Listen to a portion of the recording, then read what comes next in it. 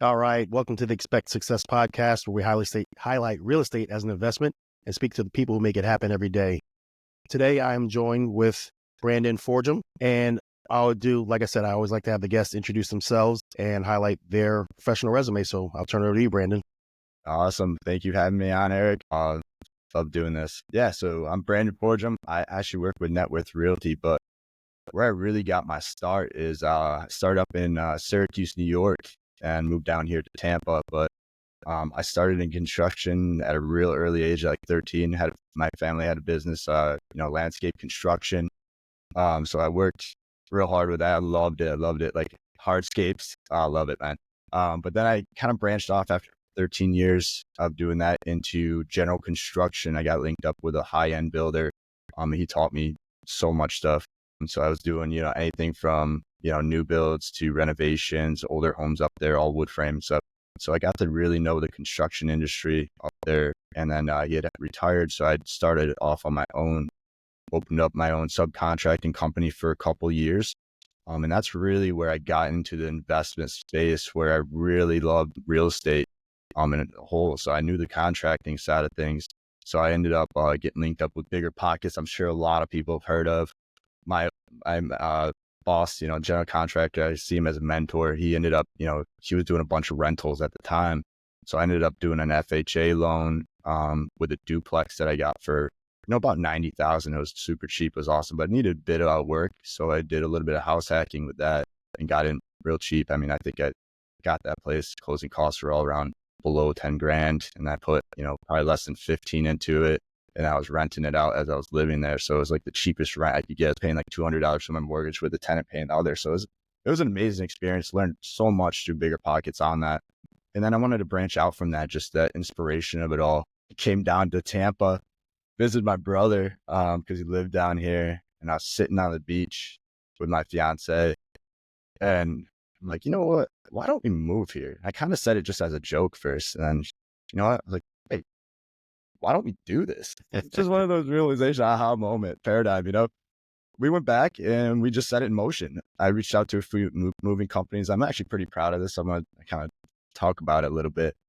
I was like, I don't want to pay 8-10 grand on a moving company with their, what I got a few quotes for it, which I was like, I thought that was kind of crazy, but being the business mindset that I have, and I'm always trying to turn liabilities into assets. Just to pay them out and have them come down here was going to be a liability to me. So, and at this time it was like a little bit after COVID. So, the bus thing became like a big thing. I was seeing it all through Instagram. I was just scrolling. So I popped on Facebook Marketplace. I was looking to see how much buses are for. And I found one actually in Green Bay for like $5,500. It's a 45-foot bus, big red thing, great shape. They were looking to sell it for like, so I jumped on a flight, went out there, paid them, and I took my 14 to 16-hour journey from Green Bay back to Syracuse, stopped in Cleveland, slept in a truck stop, and then, right in the middle of the aisle, and I renovated it into a camper, like RV. So I took the first 15 feet of it, converted it into an RV, and I was like, I want to learn how to do solar. So I got schematics for solar. Threw solar on the top. I put an AC unit on the back with a hitch, put a 16-foot trailer on there, towed the car down. I had a bathroom in there, all lights. We had a nice little projector.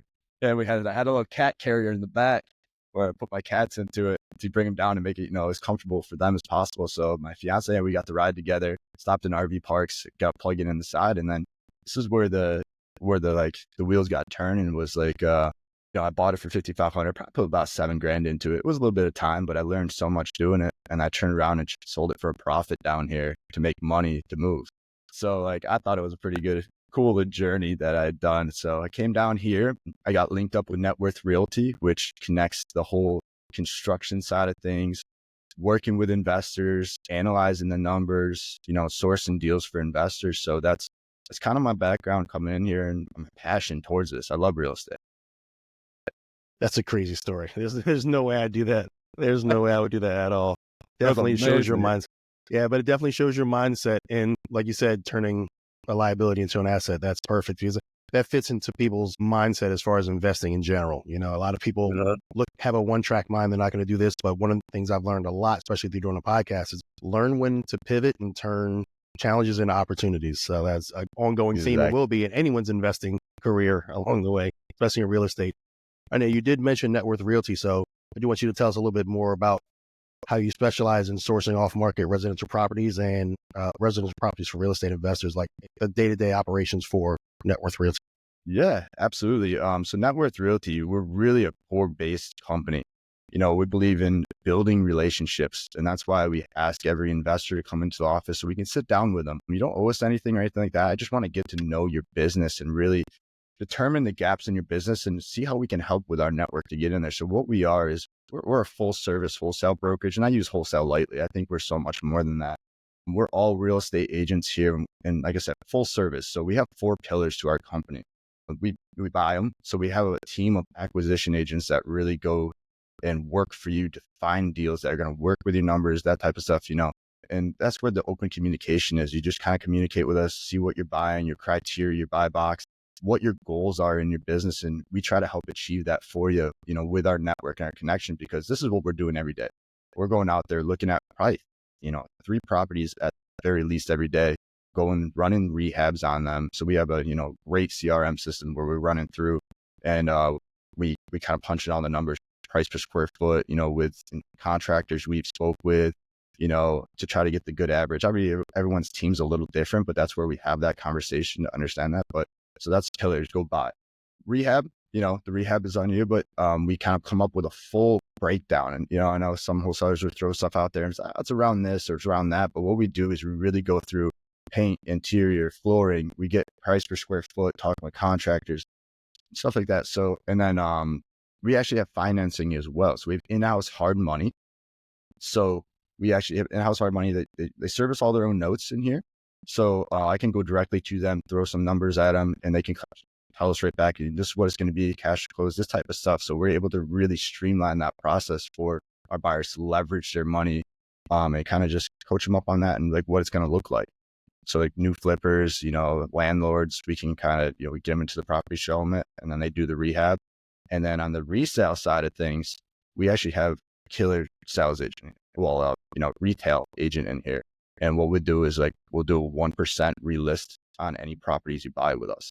So we're really working through the whole process of real estate investing with, wholesaling, doing the fix and flips or rentals. And a lot of our great buyers, what they'll do is they'll buy a few fix and flips, take that cash, put it into, a rental, hold on to that so you can get the cash flow, the appreciation. So we really work really hard for everyone we work with. Honestly, I don't think you'll find anyone who works any harder for you. We're out here 7 to probably 10 at night, 7 days a week, really working. And I work with a great team of acquisition agents, sales agents, of probably about 16 to 18, and we're just constantly growing. So, yeah. Okay, that's awesome. So it's basically like a full service from start to finish as far as finding the properties, rehabbing, getting the funding to rehab, and even help with the end sale. Yeah, exactly. Yep. So we believe in the deal all the way through the whole process. And I know you and I talked about this offline, but I don't think you mentioned what is the buy box that you guys work within, like what kind of properties? So we're residential space. So we'll be 4 units and below. And we do work with builders too, as well, finding lots, tear downs. So we work with anyone in the residential space. Commercial, not so much, but anything 4 units is really our niche and what we work with. Okay. And I know you guys, you said that you guys help find the fix and flips. How do you guys identify high potential residential fix and flip opportunities? And what key factors do you consider when evaluating property for investors? Yeah. So really what we're doing is we're building relationships. Like I said, we have our core values here, excellence. We're just team culture. We're really trying to build that with all the other agents too within the Tampa Bay region. We're just reaching out to them, building relationships, seeing, what sellers really need to sell, get out of their situation. And we're working with them to find deals. And we're also, doing some door knocking, going direct to seller. We're doing mailers. We're doing basically everything under the sun to try to find these properties for our investors to get them the best deal possible. And also get sellers out of situations that, they don't know how to get out of, and we just help coach through to get it out. And then we build up the neighborhood by bringing, renovated inventory to that area. Sorry, that answered the question a little bit. It definitely does. And I was wanted to add in there. So if I'm if I'm a wholesaler that's burnt out on doing all the things you just said, I come to you guys and you already have that set aside and have the option to buy one of those properties that you've already fully vetted. Yeah. So the key factors to finding these properties and what we do. So I'll go into our daily basis, kind of what we do as an acquisition agent. We initially get on the phones, talk to agents in the morning, and we'll go out and walk 3 properties. So all these properties that we will be sending out to our investors, we've all walked. We've taken all current photos of it. And as we're walking the property, we're looking at electrical, we're looking at plumbing, we're looking at, the roof, if there's permits from the roof. And we're really analyzing the deal to see what it's really going to take to renovate that project to, give us the best information to these investors that are buying. And then we're running through comps. As soon as I get an address, I'll run through comps and see what newly renovated products it's going for in that area. So I get what we call the MPO, the net worth price opinion, which is equivalent to like the ARV, what you'd be able to resell for. I get that, I get the rehab, and then we run our percentages and stuff on that. So we'll take the ARV, by a percent, minus repairs. And that's how we really analyze a deal and figure out, and we drive the neighborhood as well to see if one neighborhood differs from another one based on the comps. So we really go out there and try to do as much due diligence as we can beforehand when we get these, in contract. And then we'll make sure that there's a clear marketable title for our investors before we even resell it to them. Okay. Awesome. You actually answered quite a few questions. Like I was going to ask you about, you were very thorough, so that helps. I was going to ask you about one of the biggest advantages about working with your team. Obviously, you went through a whole list of advantages, so that's very well covered, unless there's anything else you want to add. But I was going to ask particularly when it comes to like minimizing competition for investment opportunities, like how do your pool of investors get access to the properties? Yeah, so we like to invite, like I said, every one of our investors into the office. We want to sit down with you, and we don't work with anyone else unless they sit down with us and come and work with it. Because if we're going to put all this effort in, we want you to have a little bit, come in here, talk about what you're looking for. And it allows us to really understand, because I can send you deals all day, but if I don't know what you want, you're just going to scroll through them and you're going to be like, I don't know about this. These are junk, not every deal is going to be for that person, but we ask them to come into the office. We sit down for about 30 minutes, go through everything. And I can get them logged into our system. I can start sending them deals. That's to get the start. But the competitive advantage to that is we don't blast these out through Facebook. We don't blast these out through Investor Lift. We don't blast these out. So these deals are exclusive to the investors we work with. And that's why a lot of the agents like working with us, because we're going to get proof of funds from our buyers and stuff. We can move really quick because we both get on the same page on how our business works and how your business works. So it allows us to streamline that. And then if there's some gaps in the business, we'll fill those before we get you into a deal, so we can be all ready to go when one does drop. With our properties is first come, first serve, but we don't do highest and best. We don't do bidding wars. And we actually cover all the standard closing costs. So we're not going to stick you with both the front side and back side closing costs for that. So it allows you to analyze your numbers a little bit better. So you're not getting, closing costs will be around like 5%, 10%. It's like, no, you're going to actually know your numbers. If you're paying cash, it's going to be very minimal closing costs on top of the purchase price that's fixed. So if all the numbers make sense to you, we want you to go walk. We don't sell anything sight unseen. So we want you to go out there, walk the property with your contractor, make sure that our rehab and what we're saying is adding up to what your contractor's saying, because everyone's team's a bit different. Like I mentioned, some contractors come a little higher because they have a little, the overhead costs a little bit higher, or, some will come in a little bit lower because they can get it done, their GC or something along those lines. So we try to get out in the market and really talk with contractors, really talk with investors and what it takes to do a rehab, how much that's costing based on price per square foot, electrical, rewire, plumbing. So we try to do as much due diligence as we possibly can to really help out the investor when they're going into flips.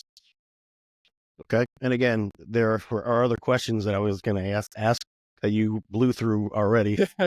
And just to ensure it's answered to the way you want it to be. Yeah. What strategies do you use to ensure a fast, efficient transaction process for your clientele? You went over that pretty thoroughly, I would say, as far as how you guys handle everything from A to B and present it to them. It's ready to go, packaged up. So that's perfect. And I was going to say, from reviewing property details to securing down payments. So you already, again, provide proof of funds. You already have investors that in place you already vetted as well. So there's no need to even do that because you already have done that before you even present a property to them. Is that correct? Yeah, we have investors. Yeah. So we're going through, and then we have a little bit of due diligence that we run through to, get investors into it so that we can move to closing. We can do a 2 to 3 week closing. And then, we have, you have a title company too that can really roll through everything as long as we get a clear marketable title. And then, with financing, I'll speak on that a little bit more with 2-1-2 loans. That's a hard money lender in-house, and they're absolutely awesome. They're very competitive with the market, and they can close really quick. As long as they can get an appraisal survey and a clear marketable title, they'll close that thing. We've closed a few in, just a few days. So we really make streamline that process for our investors and really help out as much as we can with the networking. And we can suggest or refer out some contractors. I tend to tread a little lightly on that because they don't work for us. I try to vet them as best we can. And obviously some contractors can work for some investors well, but maybe not others. It's just, that kind of vibe thing. And I always say, vet them, even though I suggest them to use them. You know what I mean? It's kind of like that little fine line thing underneath. Just go through and vet them out as much as you can. Get their references, go to their properties, look at their rehab. And if you want me to go there, I can go there as well, because having that contracting background, I can kind of see what type of quality, how they keep their, how they keep that job site is a big thing too. If it's clean, if it's not, so those are with contracting and stuff, so we help out throughout the whole process. That's awesome. You have a unique insight because not many investors, even especially starting out doing wholesaling or pretty much anything, fix and flips, they're not going to know the contracting side. They're going to know they need contractors, but maybe not how to vet it, or like you said, how they're maintaining the job site. So that's a very helpful and unique perspective that you can provide as well. All right. We went through like a lot of them. So I just want to ask you this last one, because this one to me is a big one. With 20 to 30 deals coming through each month, how do you manage to ensure quality while maintaining a competitive edge for investors looking to grow their portfolio? Because your guys are evaluating a lot of properties. How do you keep that efficient and still a good investment at the same time? Yeah. So here at NetWorth, we have a process we follow on every single deal that we do. So we make sure that those numbers are going to work. So on every deal, it just starts right from the bottom, where we're starting to analyze. Once we get the address in, we're analyzing, we're getting the, resale price. That just goes through our whole process. So we can make sure there's quality there every single time. We just follow that process to the T. We're going out there looking at it. We're running through all this with the maintenance, and we're putting out a lot of offers. Like I said, I'm putting probably about 3 offers out a day for our investors, about 15 a week. And that's just myself. So really it comes down to just being consistent and just doing as much volume as we can and sticking to our numbers on these deals to get the investors the best deals. And that's how we're really able to get 20, 30, 40 properties a month for our investors.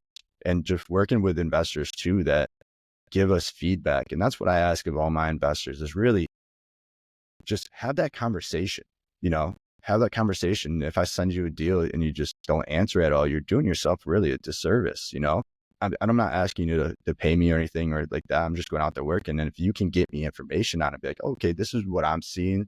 These are my numbers. This is why. Then that's going to really help me be better at my job, so that I can go and try to find these numbers, be like, oh, I'm low on my rehab because of this reason. Okay, cool.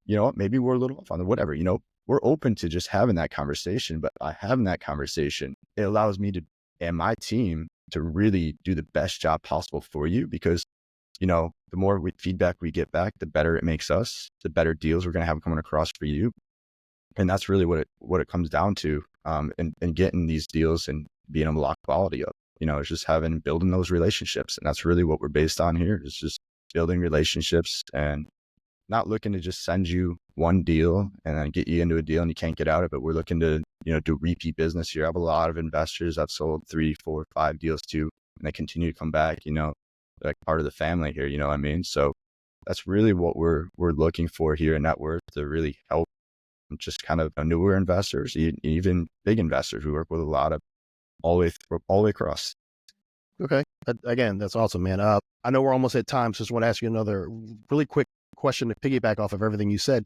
With you dealing with so many investment types, obviously in the at least the residential space, do you have different people on the team that handle certain things? Like this one person handles the fourplexes, or you handle single family homes, or are all of you just all well rounded and know which investors are looking for?